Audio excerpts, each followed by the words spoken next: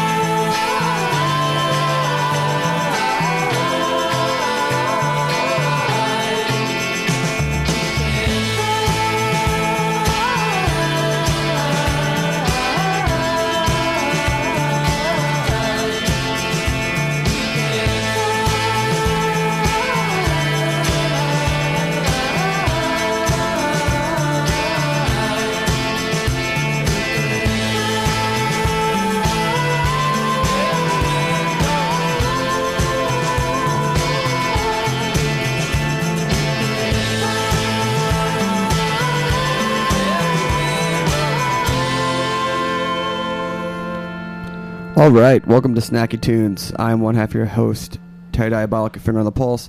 DJ Never Forget is somewhere in Dallas, Texas forever. And we'll be back today. That was just Cloud Control. There's Nothing in the Water We Can't Fight. And they will be playing live in the second half of the show. And normally we have the band with us in studio for all the show, but we also have the three probably most dapper guests we've ever had here from the gentlemen of Maison Premier, and there's four of them in Cloud Control, so we're doing a little bit of space management. Good weekend. Let me just say thank you to Bullfrog and Baum and Mercedes-Benz for the awesome time in the Hamptons with my good buddy Mary Gone for the Chefs and Champagne. It was insane. You guys spend a lot of time in the Hamptons? Ever go out there? Have not. No. It was my first time there. They gave us like a convertible, and they took us out, and they were totally awesome. And I don't know if I could go back without the pampering. Convertible. Yeah, it was the new 2012 Roadster. Sweet. It was awesome. Sweet. I'm not even a car guy, and I was like, this is awesome. We had that car out in the Hamptons that everyone let you make that turn. Where everyone just waved you through, and guys would just stand next to you and be like, "What you driving?" Be like, "It's got 4 wheels and 2 seats." Nice. I know. So Josh, Christoph, and Maxwell, the men behind Maison Premiere, welcome to Snacky Tunes. Cool. Thanks Thanks so for having much. us. Thanks for having us. We've wrestled with having you on here because we love the bar so much. It's one of those things that we would like to keep a little bit of a secret, but the love for it and just making people know about the most awesome bar to open up the summer in Brooklyn outweighed that love for secret spots. So it was an internal struggle, I have to say. But for anyone who hasn't been to Maison Premiere, it is on Bedford. It's absinthe and oysters, and you guys nailed it.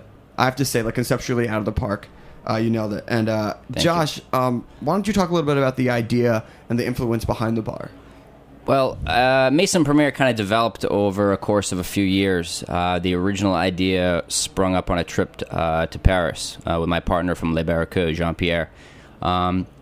So this kind of idea of this horseshoe-shaped bar, absinthe, kind of came about. We visited some absinthe distilleries in France, brought that back to Le Barracuda, and we started a small program at Le Barracuda serving absinthe. And immediately we received a lot of great feedback, people really interested in it, and our idea was kind of educating the people on absinthe and kind of coming over some of those misconceptions and going over the process of how it's made and the profiles of the different styles. And so it turned into a really powerful thing for us. Fast forward, Christoph and myself started thinking about opening a place, and it was a long story how it all started, but it started out of some history books that Christoph was researching about New Orleans. And from there, we took several trips there to kind of absorb the history and architecture of New Orleans. And Jean Lafitte Baptiste, a French pirate that we were reading about, had a story to do with some of the rum drinks that we were interested in. And one thing led to another, and Jean Lafitte was kind of one of the main characters that we fantasized about and started creating this place that would have existed many, many years ago, and that was on Bourbon Street, that was frequented by, Jean Lafitte Baptiste, Andrew Jackson, had a lot of these big American heroes that were hanging out at this place that, kind of represented the best of America. So at the time, oysters were obviously a really big deal.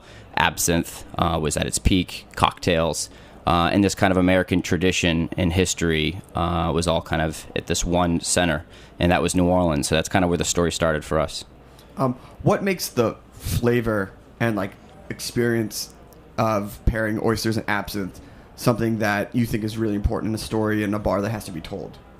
To be honest with you, there wasn't a whole lot of thought behind pairing the two together. It kind of happened on its own. I think our love for absinthe and our love for oysters and seafood accidentally were merged into this room during the design process, and it became a very powerful force. And so to say that we thought in advance about pairing absinthe and oysters, that really wasn't the case. It kind of turned out to be its own thing. And now that it's paired, what's the response been? It's been pretty interesting. A lot of different. You get people who are enthusiasts for oysters and people who may not know quite as much about absinthe. And us, with the amount of research that we've done with all the absinthes that we carry, have found that there can be pairings depending on what kind of oysters you're working with the miroir, if you will, or the terroir of the absinthe. They can be very playful depending on the salinity of your East Coast oyster versus the sweetness of your French vert. It depends on those bodies. For each of you, what's your favorite oyster paired with your favorite absinthe cocktail from your bar? Oh, that's a good one. Hard-hitting questions, I know. Well, I'll say I don't know if I would really go for a absinthe cocktail with an oyster. I would probably go for a straight absinthe. One of my favorite absinthes is the Pacifique from Washington State.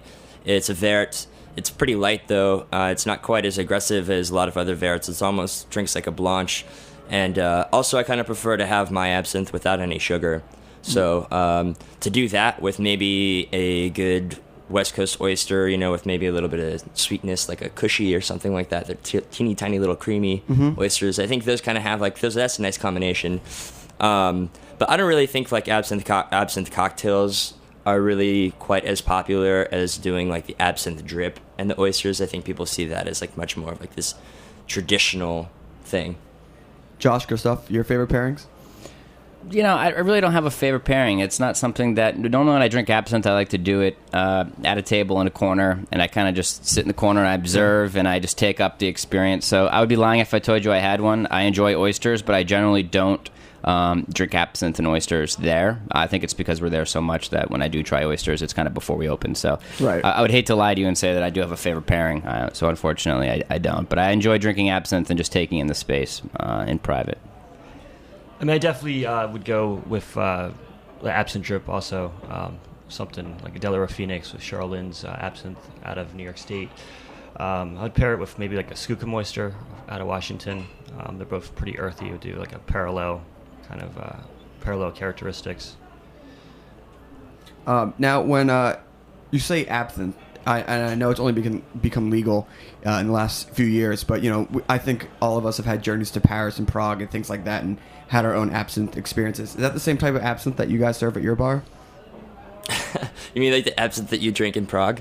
I mean, I've had nights both remembered and told to me after a couple of absinthe nights in Prague. But is the same whole mystical qualities and things like that in the absinthe, or is this a different type of absinthe? There's definitely. I mean, Christoph could talk about this a whole bunch too. I mean, there's a distinct difference between the absinthe that you would find in Prague compared to the absinthe that you're going to find in Switzerland or France, just because that absinthe just isn't the original style. It's not the style that we serve at Maison Premiere, which is, absinthe very first came from Switzerland and then became popular in France and then was also made in parts of Spain. And so those are like the most traditional locations of absinthe, or regions of absinthe rather. And the whole Czechoslovakian style of absinthe didn't come around until the early 90s, and at that point it really wasn't actual absinthe. It was mostly just like a bunch of herbs macerating and overproof alcohol, and then they'd do things like light it on fire and do all that crazy stuff. And I think the idea, this idea behind this like nebulous category of like being able to hallucinate and also it's riddled past with artists and things like that. It was really marketable to a lot of people at that time to say, here's some absinthe, here we're going to set this on fire and you're going to trip out and have this crazy time. I mean, you're going to get pretty jacked up off that stuff. I can guarantee you. It doesn't. Yeah, it's not for first-time rodeos, right? Yeah. But what I also think is important to understand that Maison Premiere has taken absinthe not because it's cool or because of all the stories behind it that are supposed to be fun, but we've taken it in a way and said this is what it is. It's 100% organic and all natural. It's just herbs, it's water, it's alcohol, and that's what it's supposed to be. So the absinthes that we carry are 100% natural, and they follow the Swiss law for regulating and distributing and bottling absinthe, which again goes by those standards of being all natural. You're not supposed to hallucinate. No. There aren't all these funny ingredients in it. You're not supposed to light it on fire. So we took it and we wanted to serve it in a way that it would have been served properly, traditionally, turn of the century, or back in its peak in the mid 1800s, which was an absinthe drip. 4 ounces of chilled water, a sugar cube, and about an ounce and a quarter of absinthe. And you do the proper drip. The drip would allow the essence of the absinthe to be opened up, which would then create this milky color. So the whole process is very traditional, and there's a ceremony behind it that we really believe in. It's a great ceremony. Yeah. It really gets you. So if you can watch it, and the bar is definitely a place to watch it. But all right, what we're gonna do is we're gonna take a quick musical break. Sure. And we're gonna come back. We're gonna talk about the oysters, and we're gonna talk about the bar itself and the new backyard that you guys just opened. Great. Cool. Look forward to it. All right, so we have the gentlemen of Maison Premiere.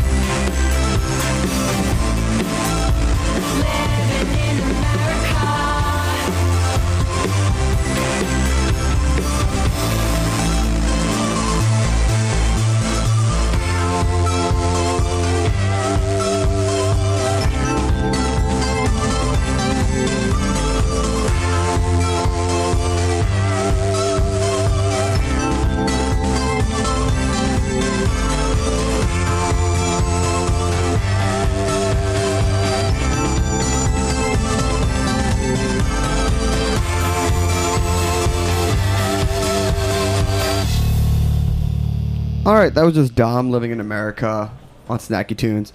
We are here with the gentlemen, the dapper men of Maison Premier, Josh, Christoph, and Maxwell. And we were just talking about their amazing bar. And one of the things that makes the bar amazing is the bar itself, which is this beautiful horseshoe, one could say. Yeah. Something like that. And the other thing that makes it great is the 30 types of oysters that you have? Yep. Christoph, can you talk to us a little bit about the purveyors and how you pick oysters and what makes something a bestseller and how things stay on the list? I mean, I think we're really lucky to be in Williamsburg. I love being in the neighborhood. I've been living here for the last 8 years or so. It's really great because product, you could sell interesting product to people in Williamsburg. You don't have to sell like a basic Wellfleet or a Malpec, and people are happy to buy it, and you could break oysters. So I could sell like a Humboldt Gold oyster or East Beast Blonde, oysters that people don't really know in the market. So it really makes it incredible. We have like 30 different oysters. I mean, we pretty much represent everywhere. We're going from New York to Connecticut, up to Massachusetts to Maine, of course, to northern Canada, and we're going across to California oysters to Washington and British Columbia oysters. We started out 18 to 22. I feel like that was the number when we started our first day. And we were lucky. I mean, I guess we hit the wave with this kind of like oyster craze that's going on right now, which wasn't on purpose at all. I mean, we were really just crazy about oysters, and we were really trying to smash kind of like food culture and drinking culture together. I feel like a lot of the history of oysters in New York is pretty interesting. A lot of the original drinking taverns were actually oyster houses, and you're drinking beer, you're drinking rum. So that was a lot of the influence bringing. The purveyors, we have, I don't know, anywhere from 8 to 12 purveyors a week. We ship, we get some oysters direct from the farmers themselves. It's definitely an interesting day every day dealing with fishmongers. There's a lot of bootlegging in oysters. Is there? A whole lot of bootlegging. What's the oyster black market look like? Oh, it's crazy. I mean, they're selling oysters that don't even exist in the season.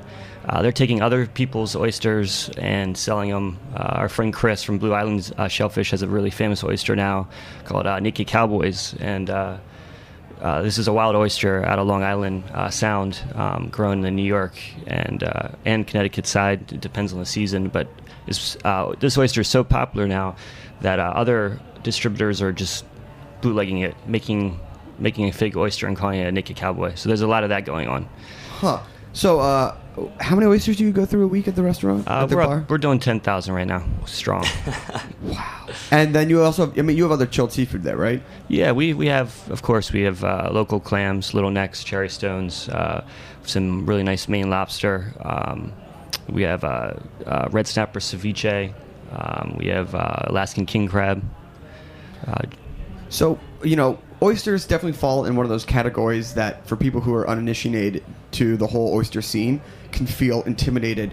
What's the ordering process like? What do you recommend when people come in? Like, how many different types of oysters do they get when they order a dozen? Yeah, I mean, we have a pretty cool system because we have an oyster ticket, which basically the menu's on, and the server gives you a pencil, and you kind of mark what you like. But I mean, I think the servers at Maison Premier are pretty trained pretty well they're definitely recommending and talking to the guest. They all have their own favorites, which is pretty interesting. And I even say that with the bartenders.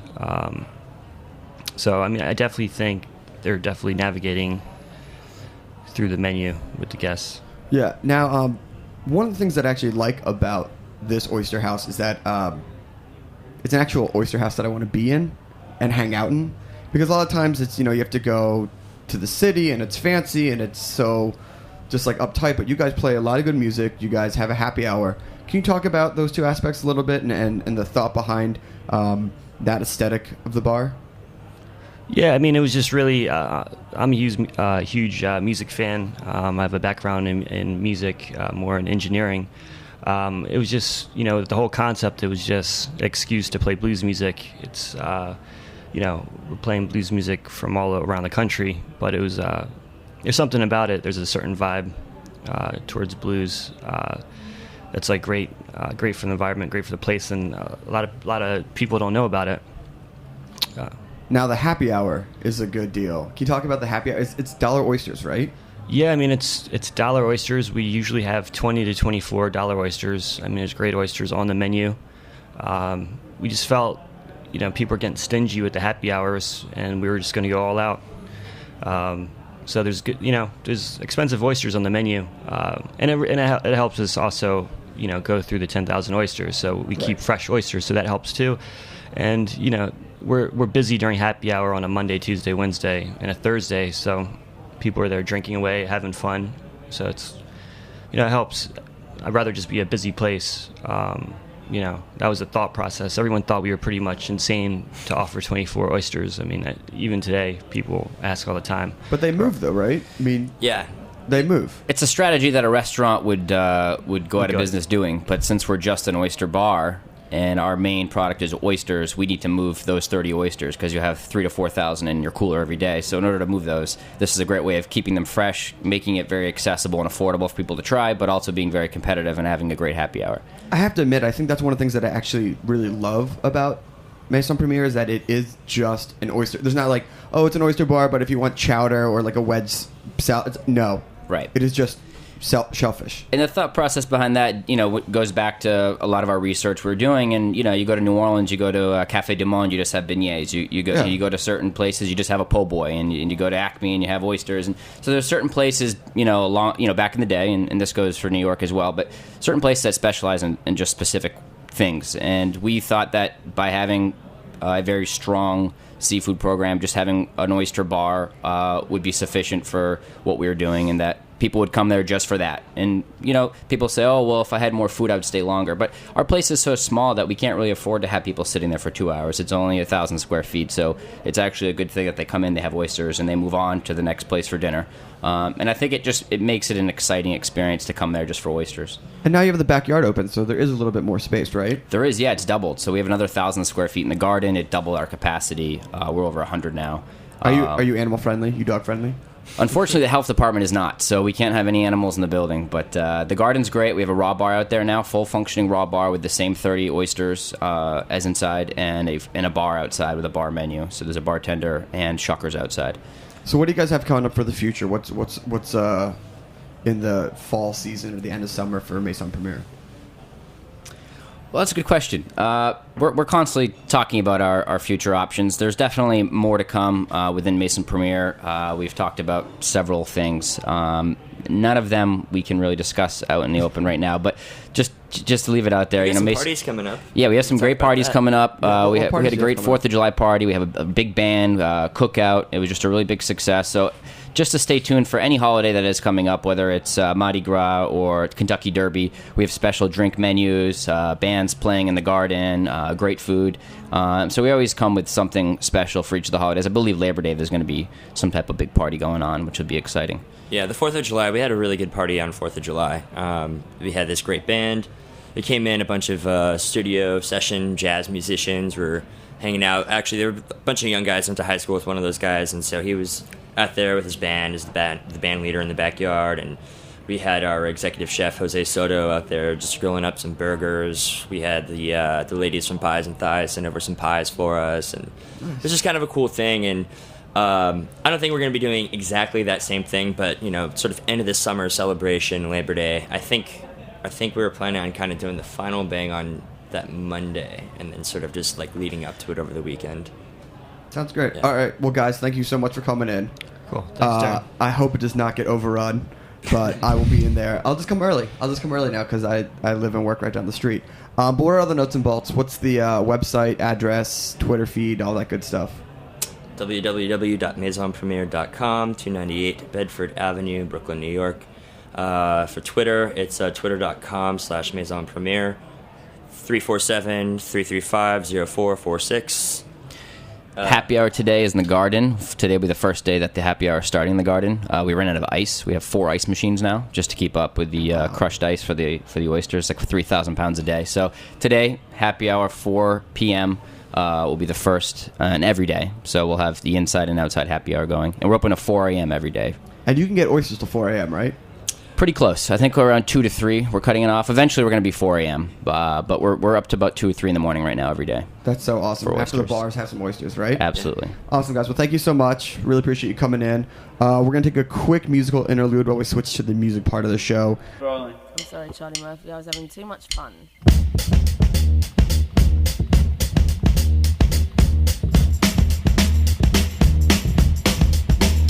Well, sometimes I go out by myself and I look across the water and I think of all the things what you're doing, and in my head I paint a picture. 'Cause since I come home, well, my body's been a mess, and I miss your ginger hair and the way you like to dress. I want to come on over and stop making a fool out of me. Why don't you come on over, Valerie?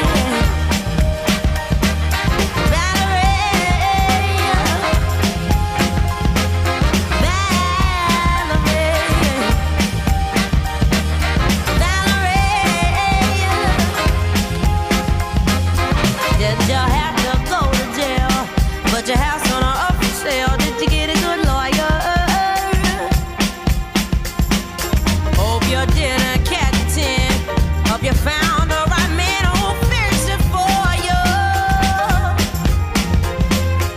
Are you shopping anywhere? Change the color of your hair. Are you busy? And did you have to pay that fine? You was dodging all the time. Are you used to busy? Since I come home, well, my body's been a mess, and I miss your ginger hair and the way you like to dress. Won't you come on over? Stop making a fool out of me. Why don't you come on over,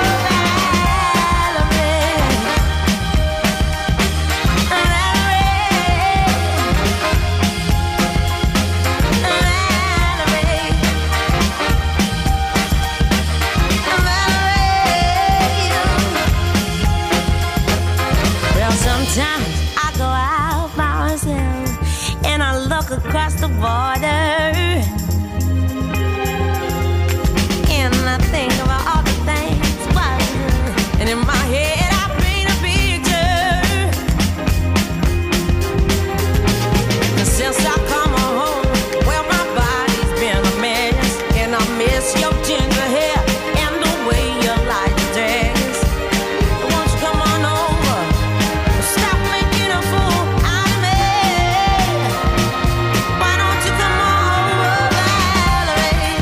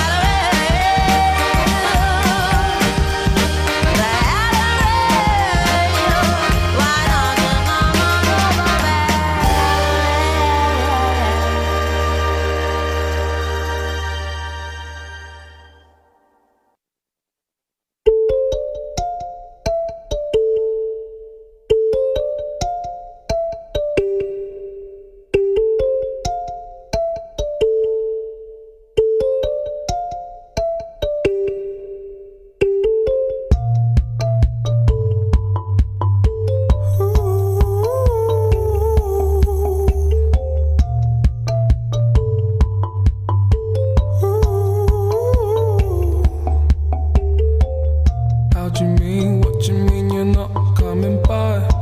I called you later and you were outside.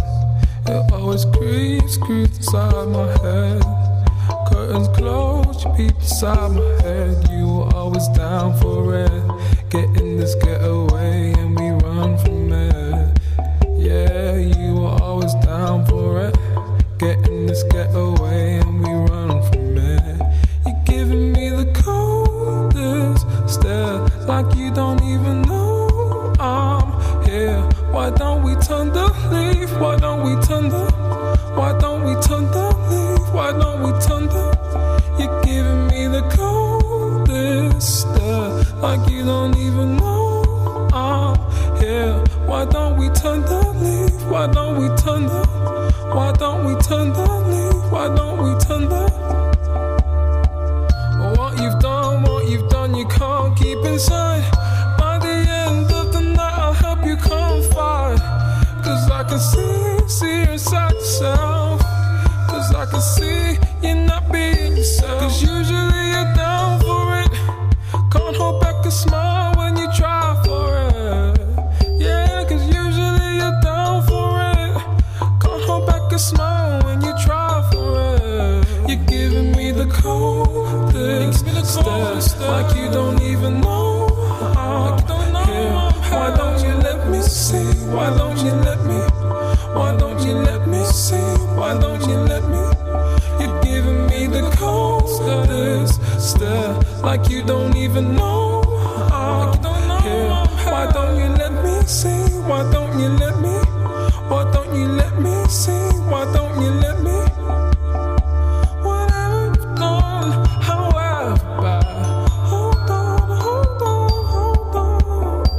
Whatever you've done, however bad, hold on, hold on, hold on. Whatever it is, however bad, hold on, hold on, hold on. Hold on, hold on, hold on. Hold on, hold on, hold on. Why don't?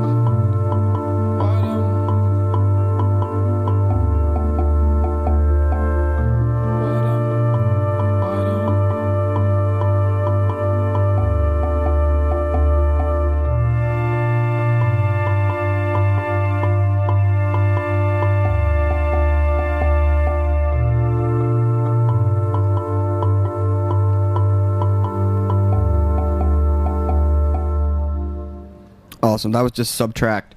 Hold On, and before that with Mark Ronson's cover of Valerie featuring Amy Winehouse. Rest in peace. It's not a terrible surprise, but still sad nonetheless. So, a bummer. Musical loss, I would say, right? Musical bummer. I agree. So we are joined in the studio with Cloud Control from all the way from the other side of the world, right? Australia? Yeah, well, from London this time. London this time? We've moved there. Oh, you've moved to London? Yeah. All right, let's get the nuts and bolts out of the way. Let's go who you are and what you play. All right. I'm Conrad, I play bass. I'm Ulrich, I play drums. I'm Alistair, I play guitar. Heidi, I play keyboard, and Jacob today. Ooh. Yeah, mixing it up. So you guys are on tour, and you're in town for 2 nights. Brooklyn last night, the Knitting Factory, Mercury Lounge tonight in New York. How was the show last night? Yeah, it was cool. It's good. Knitting Factory is a nice place. Is this the first time you've been to Brooklyn? Have you been here before? No, first time for all of us. Well, actually, Conrad came on a holiday. Yeah, but not playing music. So what have you liked about Brooklyn? Where have you eaten? Where have you been hanging out? I'll be going to Vinny's, man. getting pizza. Vinny's Pizza's pretty San good. Loco? San Loco. For some great Mexican. Oh, yeah. We can talk after the show, and I can tell you where to actually Yeah, go right. for Okay. pizza and Mexican.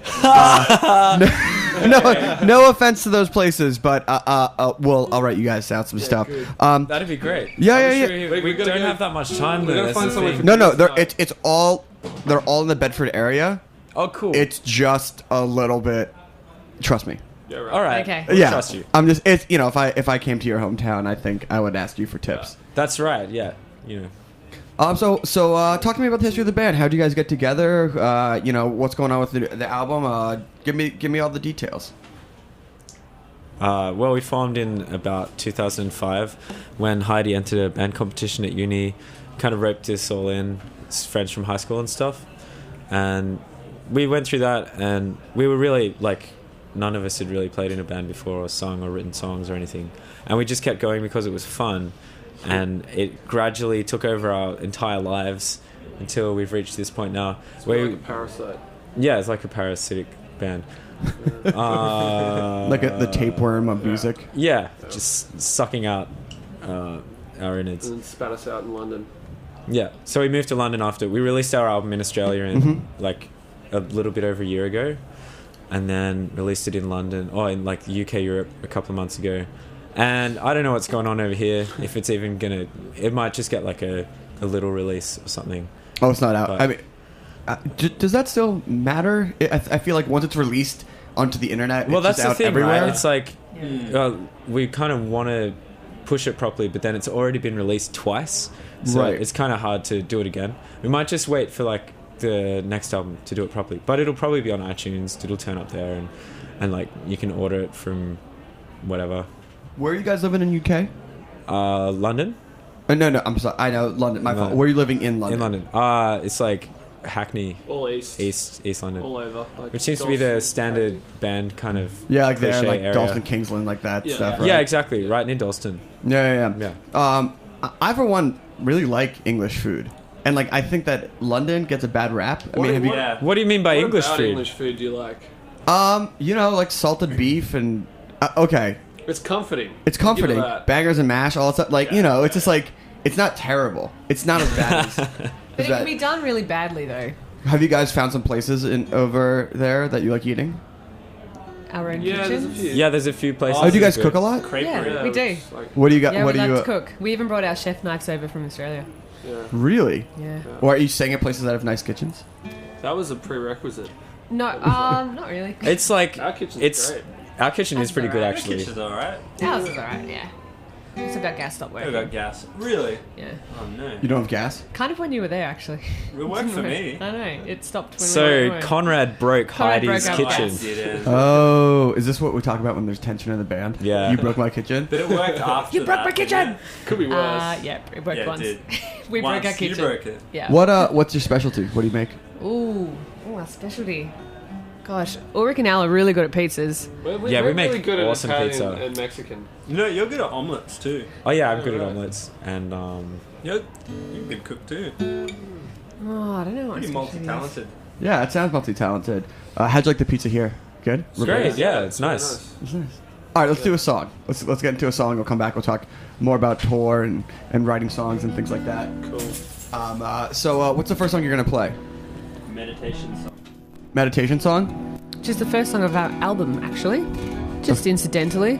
Awesome. Okay, Yeah. okay, great. So Cloud Control from Australia via UK, live on Snacky Tunes, Meditation. All right.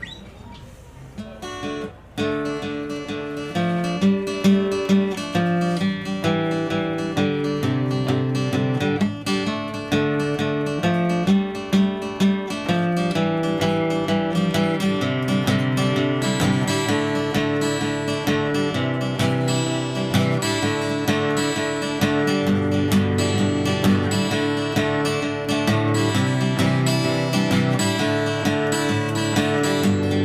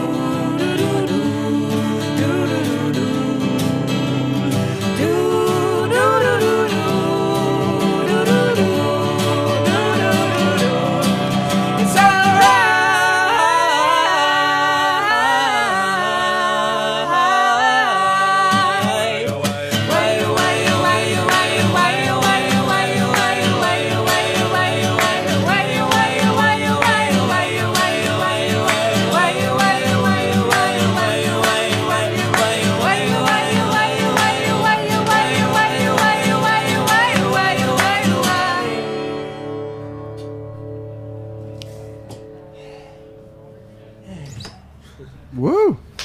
Cool. Very nice. Good job. Great job. Great job. Thanks. Aces. So it seems like you four of you are all still really close, still friends, and that's pretty awesome to be in a band for so many years and still be friends. What's the creative process? No, is that not? You're making a face. Is that? No, we're not friends anymore. Oh, then this got really awkward. This is like first reunion tour.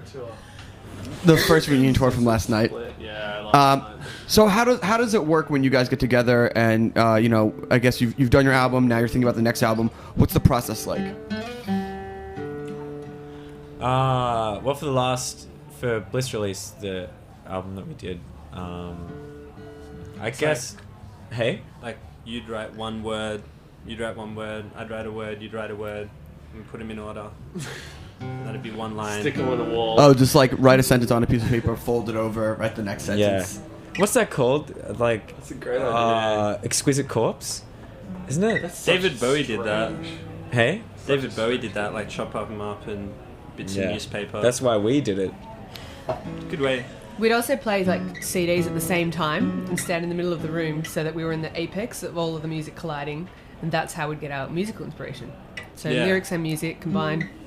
It's probably how we did the second album too. What were you listening to when you were writing these songs for the album? Flaming Lips. Had What were you like listening Kenny to? G, Slayer, and then I was really into saxophone with it. Motorhead actually. I only actually- discovered yeah, you Motorhead did. when we were. Do you remember that Flaming Lips album where they released it on 4 CDs? Oh, and you had to- Zyreka. Yeah, you had to that's plus it at awesome. once, and they I also love had that. this thing called the Parking lot experiment. where they would have like 60 people come up on stage and press play at the same time. Yeah. So They're so I inspirational. met a guy who was part of that, and he got really drunk and said Stephen Droz got angry at him, well, yeah, I mean, stuffing it all up. you're relying on drunk people at a crowd to like play your music. Yeah. So you guys are headed out to LA next. I'm assuming that if you have not been to Brooklyn, you have not been to LA. Yeah. No, we haven't. incorrect. Incorrect. Not in a musical sense though. We've just got some You relatives guys have there. family there, right? in Woodland Hills. In the middle of nowhere. Oh, you guys have been there before? Yeah. 4 times. Yeah. Oh, Yeah. Wow. No, but just to Woodland Hills. So. do you like it out in LA? Well, Right, that's it's the right kind of answer. suburban, That's the right answer. you know. It's just big and sprawling. Yeah, I sort of like living in a city and feel like a little tucked in, know. And in LA, I feel like when I'm out in the country, it's totally fine. But LA is that weird like nastiness of the city, and then also like the weird like vast That urban sprawl that that goes urban forever. sprawl. Have you got good food out there? Man, you're gonna hate it. I think I'm gonna hate it. Are you gonna hate it? No, but we're saying like Sunset Boulevard's supposed to be nice there and stuff. I can also give you some food tips for Yeah, LA. good. Oh, please do. Yeah, Love some that. good. Do you guys ever have Korean barbecue? Korean. Yeah, they have that in once. Sydney. Yeah. Yeah, Korean barbecue. There's this place called Parks that's out there. Yeah. It's awesome. Cool. LA's got good food. Yeah. With Okay. okay food. Okay, food. Okay food. Hey, look, the sound guy's looking at our website in there. That's funny. Nice. So on tour, what's the are you guys just flying around everywhere? Because are you just out here for a couple shows, or you can do the cross country drive? Yeah, we're flying, aren't we? Yeah. Yeah. Yeah. It would take a long time to drive to LA. For one show tomorrow. Yeah. Is For it one- tomorrow? Yeah. We're not playing tomorrow though. No. It's kind of just like dipping into New York, dipping out, And dipping in. It's en route to Australia. That's Yeah. why we're here, really. Yeah, we're going back to Australia for one show. Really? Yeah. So what's it like in Australia for you guys? Like, are you guys, since you started in Australia and now you're making your way to the UK and the US? Yeah. Is it just like, is your presence like, because it's always different for different markets, and that's really That's where it's. yeah. that's the biggest. center. We're pretty Yeah. much megastars. Just rock star, can't walk down the street. Yeah. No. We shouldn't even be talking about it. Do you have a favorite place to play in Australia, or do you have any? What's your favorite venue? I like Good God, but it's very Forum. small. Forum Yeah, is great. Good God is good. Forum in Melbourne. Good God's a really good small venue, and the Forum is a really good, like. The forum, Yeah. the roof of the forum is painted like the sky, so you feel like you're in an outdoor palladium. It's beautiful. What's the food scene like in Australia? Great. Oh, dude, Oh. it's amazing. Yeah? awesome. Yeah. Fresh been? as produce. That's what I hear. I hear the Everything. produce is just so. It's phenomenal. What's your what dish do you miss from home the most? Oh, really good Just Thai really food. good Thai. Really good Thai. Asian. We've got Good so coffee many good. as well. Everything. We do a Sushi. lot of, we do a lot of Italian just a whole bunch of Asian. So you got Thai, Indonesian, and Malaysian. Really Vietnamese. good cheap It's Asian all food, really like good good. takeaway. You know? Japanese. Is there like Australian Cuisine. cuisine? No. No. Oh, they say there is. Well, like kangaroo. There's a restaurant in Newtown that's like Australian. Yeah, because fusion or there whatever. are Yeah. like Australian restaurants here, but What would they serve? What, like steak? burgers and steaks? Yeah. well, The that's, thing is, that's right? not It's really. all just derived from British food. Okay. So our Australian food is like steak and 3 veg, and like shepherd's pie. Yeah, pretty much up until the It's just comfort 70s, food. it was meat and 3 veg. In the 70s, there was a massive immigration from all over Asia, and it really diversified everything. Yeah, I think like modern Australian food is more accurately like includes Asian Kind of Asian cuisine. fusion. Yeah, like if you go to a restaurant, like what's that vegetarian one on Crown Street? You keep telling me about it. I Oh, keep it's so forgetting. good. Yeah, I know the It name. says it's like modern Australian cuisine, but it has Bentley. no opposite that. All right. Anyway, it's like a mix. It's a pretty big mix. All right. Yeah. All right, let's get into a song. Let's do another song. What do we got coming up? Gold Canary? Gold Canary. Okay, we got Gold Canary. We're going to jam on this one a little today. We're going to play a little differently. Yeah, you're gonna jam out. All right, so We're get ready chill for on it. Cloud Control to jam out live on Snacky Tunes. Next Yeah. half hour or so. Oh yeah, just we're about to get some Asian noodles. We're gonna get into a serious thing.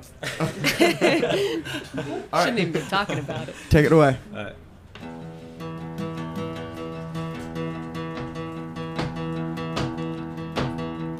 No, no, way, oh. No, no, way, oh. I won't hurt your mother. I won't hurt your brother. I won't hurt another. I won't feel it all. I won't hurt your mother. No, don't hurt your brother. I'll find other ways to know it's all alright.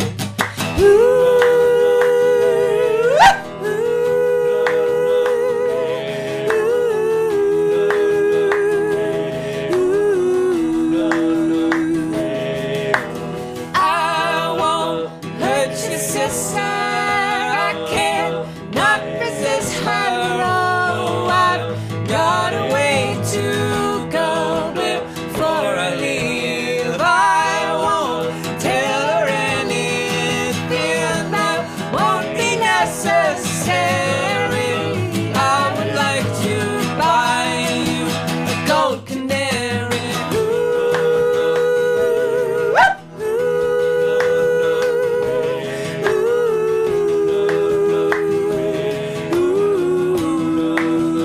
Gold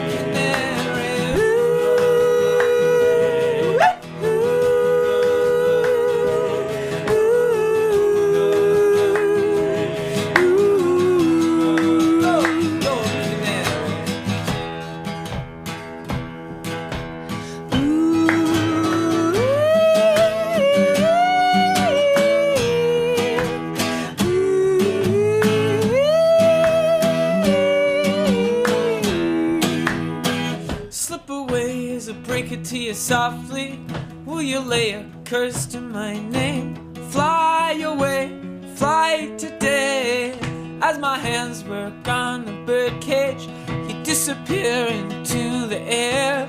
Fly away, fly today.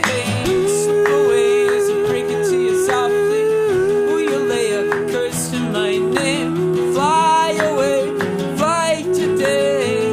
As my hands work on the birdcage, you disappear into the air. Fly away, fly today. Gold canary, gold canary. Gold canary, gold canary. Gold canary, gold canary. Gold canary, gold canary.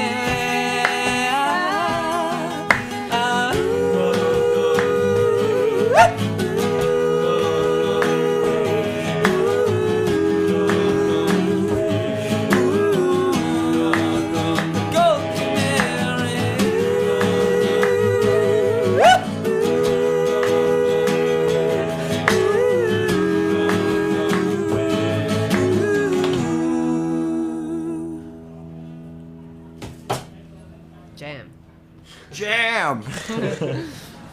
That's great.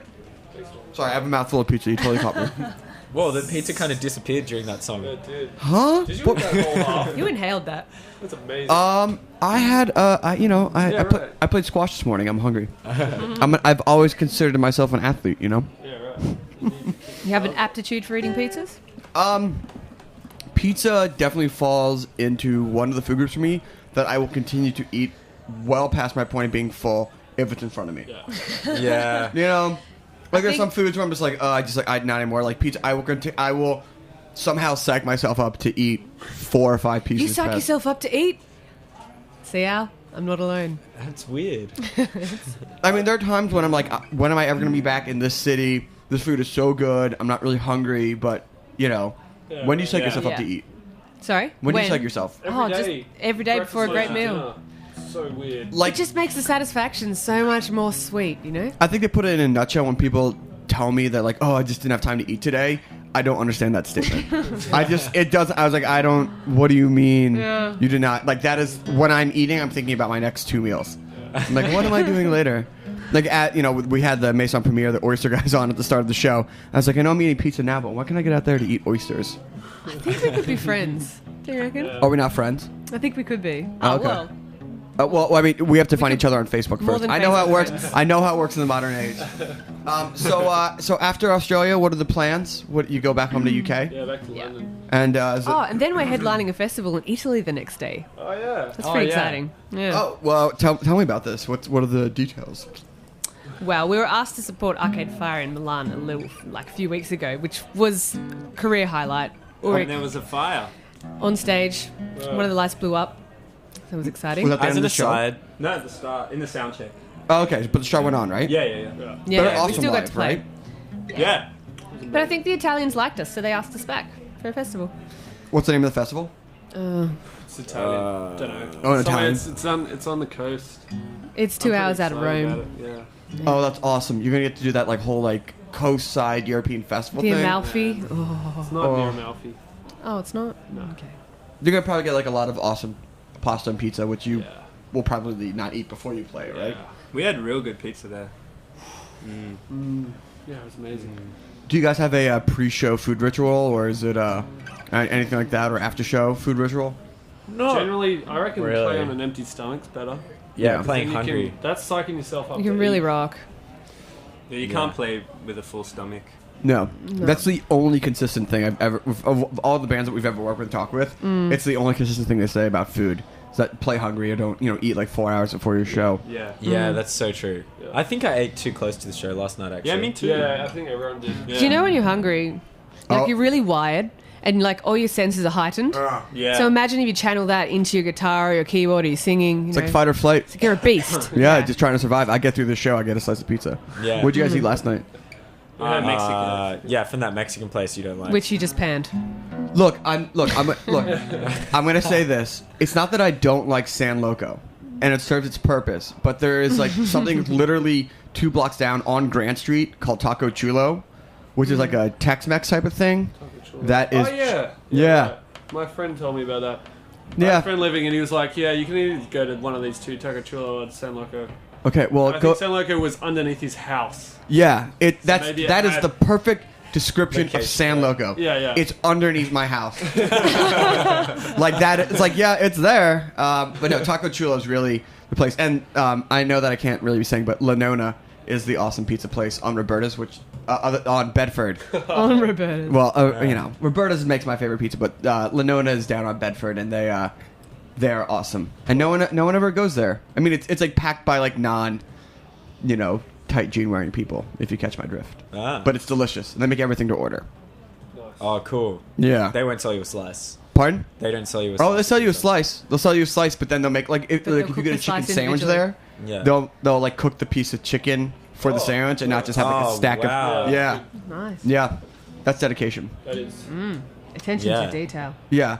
Oh well, I want to thank you guys for being here. We'll do one more song on the way out. But what's all the nuts and bolts? The Twitter, the website, the where to find you Oh, online. yeah. Well, we're on Facebook. That's probably our main thing. Yeah, we update that all the time with silly Yeah. things, which are fun to watch. And then we've got cloudcontrolband.com. Well, and what's the Facebook? Just look up Just search Cloud Control. Cloud Control on the Facebook that Yeah. comes up. So then once we become friends on Facebook, then we can talk about a friendship in real life. Then we can go out for food together. Okay. All right. It looks like I got a little bit more work to do today. All right, so what's this last song you're going to take us out on? Ghost Story. Yep. Ghost Story? Cool. Here All right, goes. well, hold on. Oh. Let me just sign off. I just want to thank the guys at Maison Premiere, to Roberta's, to Jack Inslee. Still have tickets available for the August 6th barbecue with 10 chefs, 7 bands, break of cocktails, citywinery.com. And thank you again to Mercedes-Benz and Bullfrog and Bob for an amazing weekend. Cloud Control, take us home. Cool. Thanks for having us. Thank you for being here.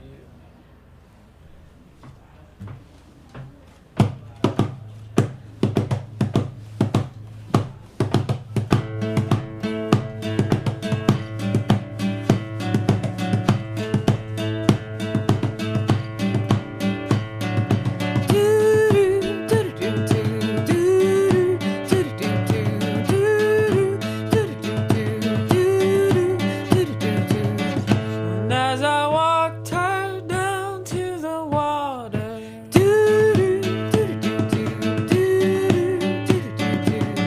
it started out cold and it got hotter.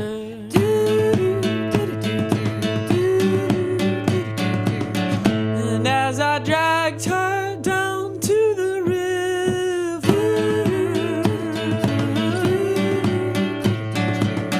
I never thought I'd lie to my sister.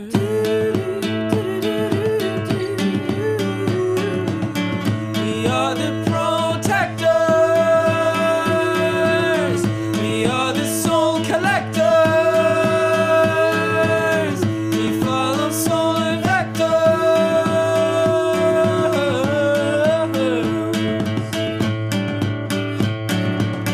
I felt the hair on the back of my neck stand up. I watched the time tick by, it would never stop. We are the protectors, we are the soul collectors, we follow solar vectors. We are the protectors, we are the soul collectors, we follow solar vectors.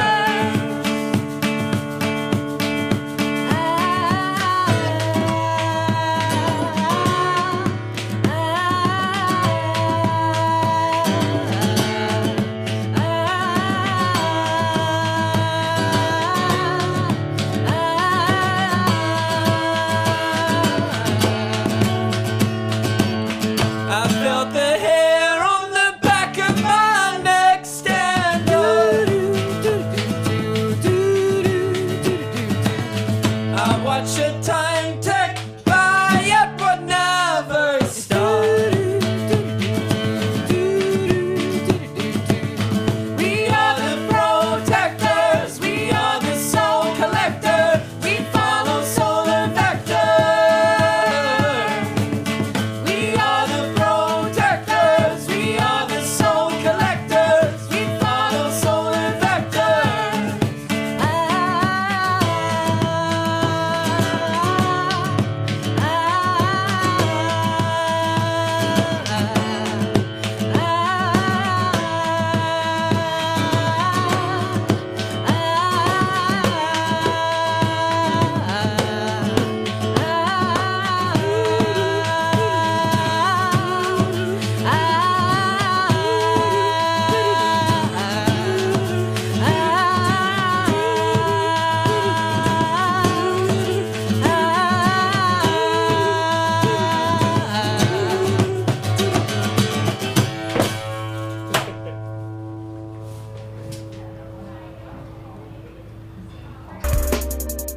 This is Behind the Scenes Food News with Katie Kiefer.